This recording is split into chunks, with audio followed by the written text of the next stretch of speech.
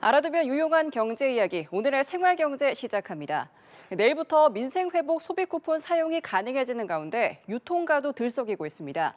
대표적인 수혜 업종으로 꼽히는 편의점은 마치 대형 마트처럼 변신했고 외식업계와 배달업계에서도 소비 쿠폰 사용 홍보에 나서며 경쟁에 불이 붙었습니다. 오주현 기자입니다. 편의점 매대에 묶음 할인 상품이 가득 진열돼 있습니다. 통상 편의점에선 낱개로 상품을 판매하는 것이 일반적이지만 민생회복 소비 쿠폰 사용 시작에 맞춰 전략을 수정한 겁니다. 민생회복 소비 쿠폰은 대형마트와 기업형 슈퍼마켓에선 사용할 수 없지만 가맹점 형태로 운영되는 편의점에선 사용할 수 있습니다.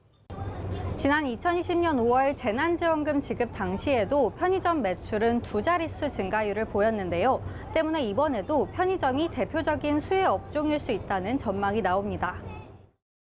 낱개보다 저렴하게 구매 가능한 번들 행사 상품이 그 소비 쿠폰과 함께 맞물리면서 평소보다 더 높은 매출이 있을 것으로 예상됩니다. 또 다른 편의점은 평소에 팔지 않던 소고기 냉동 정육 상품까지 들여왔습니다. 모두 대형마트 대신 편의점을 찾아올 소비자들을 공략하기 위한 전략입니다. 외식 프랜차이즈 매장들은 직영점이 아닌 연 매출 30억 원 이하의 가맹점에서는 소비 쿠폰을 사용할 수 있다고 적극 홍보하고 있습니다. 배달 주문을 할 때 소비 쿠폰을 사용하고 싶다면 배달 기사를 만나 가맹점 자체 단말기를 활용해 결제하는 방식을 선택하면 됩니다.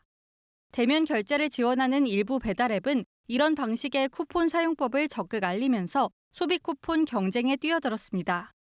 소비 쿠폰 사용 대상에서 제외된 대형마트들은 고객을 빼앗기지 않기 위해 자체 할인전을 열며 맞대응에 나섰습니다. 한편 소상공인연합회는 동네 식당, 작은 카페, 골목 상점, 전통시장 등에서 소비 쿠폰을 사용해달라고 강조했습니다. 연합뉴스TV 오주현입니다. 집중호우로 충남과 전남 등 지역에서 농작물 침수 피해가 발생하며 물가 불안이 커지고 있는 가운데 정부가 수급 불안에 대응하겠다고 밝혔습니다. 농림축산식품부는 오늘 수박과 멜론, 쪽파 등 품목은 당분간 공급이 감소할 거라며 수급 불안을 최소화하는 한편 할인 지원을 통해 소비자 부담을 완화하겠다고 설명했습니다. 벼의 경우 물이 빠지면 생육에 차질이 없을 것으로 보이지만 수박과 멜론, 쪽파 등은 침수 피해와 작업 여건 악화 등의 영향으로 당분간 공급난이 있을 것으로 전망됩니다. 정부는 침수 피해 시설 하우스의 복구와 방제를 지시하고 강우 장기화에 대비해 방제 약재와 영양제 등을 공급해 피해에 선제적으로 대응할 방침입니다. 지난주 전국적인 집중호우로 3,000대 넘는 차량이 침수 피해를 본 것으로 나타났습니다.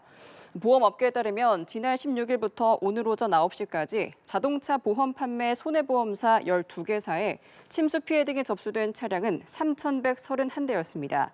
추정 손해액은 296억 1,300만 원입니다. 보험업계 관계자는 며칠간 호우로 피해가 집중되면서 작년 3개월간 피해 발생분과 규모가 비슷한 상황이라고 설명했습니다. 위고비 등 GLP-1 비만 치료제의 부적절한 처방과 오남용을 막기 위한 제도 개선이 시급하다는 전문가들의 제언이 나왔습니다. 한국의학바이오기자협회와 대한비만학회는 오늘 서울 중구 한국프레스센터에서 GLP-1 비만 치료제의 오남용 실태와 안전성 우려를 주제로 심포지엄을 열었습니다. 김민선 대한비만학회 이사장은 개회사를 통해 의료진의 적절한 처방과 관리 없이 사용되는 사례들과 비만 치료가 필요하지 않은 대상에게까지 투여되는 부적절한 사용 사례들이 지속적으로 보고되고 있다고 지적했습니다.